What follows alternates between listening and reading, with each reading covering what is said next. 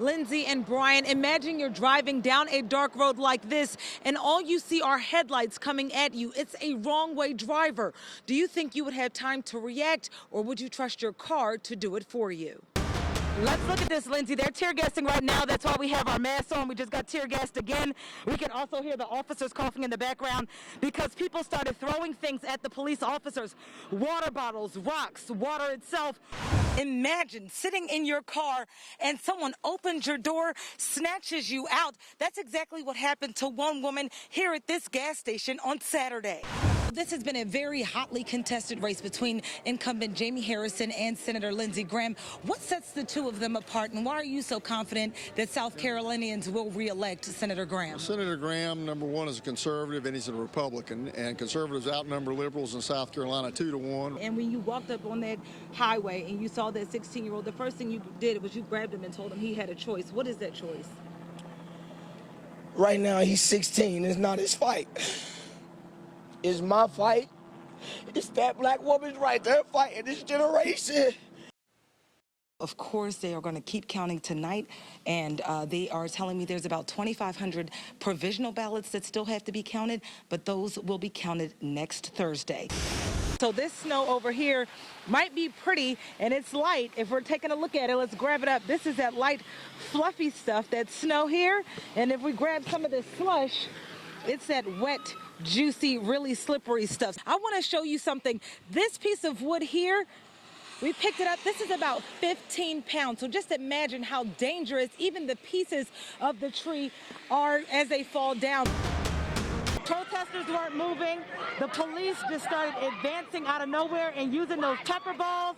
Then they started throwing canisters of tear gas. And we see at least maybe 3 or 4 people down on the ground right now being arrested. Well, Power Up is a youth media camp where they can learn filmmaking and actually produce a project they get to premiere here in Charlotte. President Trump shifting the blame to the previous administration on Russian election tampering. On Twitter, the president said, quote, since the Obama administration was told way before the 2016 election that the Russians were meddling, why no action? Focus on them, not tea. Happening today, you'll be able to get a Bloody Mary or mimosa before noon in Huntersville. The brunch bill signed by Governor Roy Cooper will go into effect today. Huntersville is the first place in our area to allow restaurants and grocery stores to sell beer and wine before noon. The unincorporated areas of Mecklenburg County will also have the option. The city of Charlotte is expected to take up this issue during a meeting on Tuesday. An update on breaking news we're following in Appleton, Wisconsin. You're taking a live look at a Delta plane filled with Minnesota Vikings players stranded for almost 5 hours. Home for the holidays, a military dad surprises his kids during a performance of the Nutcracker. Fox's Jacqueline Schultz has a reunion that's sure to melt your heart. This looks so easy. It is really easy. You want to try one? Yes. The bag's really hot, so just be careful. Uh-oh. If it's too hot. I don't have chef hands. It's okay. I have no idea what I'm doing, by the way. Yeah. I've never been either, so. Do you do roller coasters? I do. Up top? Well, it's a little bit too late. I've done all my Christmas shopping. I got nothing for you. We're done. You're getting coal.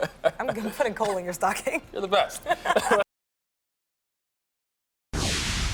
The rain wreaking havoc, leaving flooded cars like this one lining the street near Summit Avenue. Businesses were destroyed and objects carried into the street by floodwater that rose chest high in just minutes.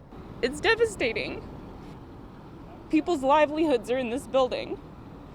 Small businesses are in this building. People who have faced the hardships and trauma of 2020 as a year are in this building. Within minutes, heavy rain sent floodwater rushing inside a private art gallery, a bakery, and several small businesses on Bryant Street. Several people were inside and evacuated before becoming trapped. The property manager calls it another blow dealt by 2020. Of course, it's a struggle to reconcile with that. What do you do? It's a natural disaster. There's nothing anybody can do. Just down the street, cars were submerged in water. The fire department was there at the time, and they were checking vehicles all over here, just making sure no one was inside. When I came out here probably 30 minutes ago, there was water like all the way up to where you would sit down. One record tells me the calls were nonstop. However, he paused to help an officer move a light pole that floated into the middle of the street. You don't know what you're finding. You don't know what's down there. You don't know what has washed up on the car. You don't know what's in there. There could be a live power line up the road and you don't even know it, and it's in the water. You can get electrocuted. Neighbors are hoping the community will be supportive in the long road to recovery and the days beyond. We know that the communities in Charlotte will come to our aid, will support us, and we're grateful for the communities that we are a part of in that way. There's still a lot to be cleaned up here, and neighbors tell me it could be weeks before they can put a dollar amount to the damage. From Uptown to Freedom Drive, Halloween looks a little different this year. Some would say more candy and more creative. Our kids need some type of outlet, some type of normalcy that they're not receiving. Even though we do have COVID, and we have to still practice social distancing and stuff like that, I still think the kids still should come out and have fun. The United Neighborhoods of Charlotte paraded across the city bringing candy to kids who have been cooped up because of COVID. Let me tell you, we got these kids candy wasted. Hello. These kids are high off of candy. They have all types of candy from Skittles to Snicker bars. Whatever they can possibly imagine. We are better than Willy Wonka. We're gonna go trick-or-treating and we're gonna make ours like an Easter egg hunt. In one South Charlotte neighborhood, COVID consciousness is taking Halloween up a notch. We put together a map of houses that wanted to participate, and we set out pretty strict rules. So everybody has to be masked, everyone has to be distant, no actually handing candy to the kids. We sent out ideas of candy slides, and you sit in your driveway and put the candy on the sidewalk, anything that just keeps people separate. Hi, how are you? So we had reached out to you through email yesterday and as well as today to get your comments on the incident at Sanders. Accessing our campus. Efforts to get straight answers on plumbing issues in Sanders Hall at Johnson C. Smith University were met with resistance. Sherry Belfield, Director of Communications and Marketing, called security before speaking with us. When we pressed for answers on inconsistencies in their response to issues we caught on camera, Belfield had security kick us out. Okay, so while we're here, you haven't responded to my email yesterday or my email today so are you not going to comment on the fact that you guys are covering up issues at Sanders Hall? Ma'am, I need to escort you out, please. And so you called security on us? Okay, thank you. You're welcome. In a statement, Belfield told Fox 46, quote, "The incident at Sanders Hall involved 3 toilets that had to be taken out of service due to blockages, which could not be cleared due to the lack of water," end quote. This video of the 3rd floor bathroom Wednesday evening shows 6 toilets covered with plastic and doors that say close.